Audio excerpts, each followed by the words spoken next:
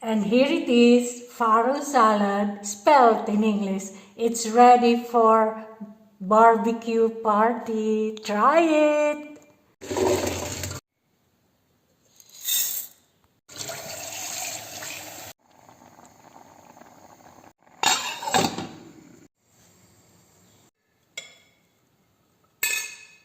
Blanched vegetables.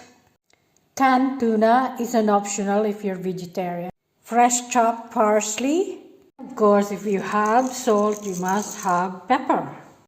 Lemon juice. All you have to do is mix it.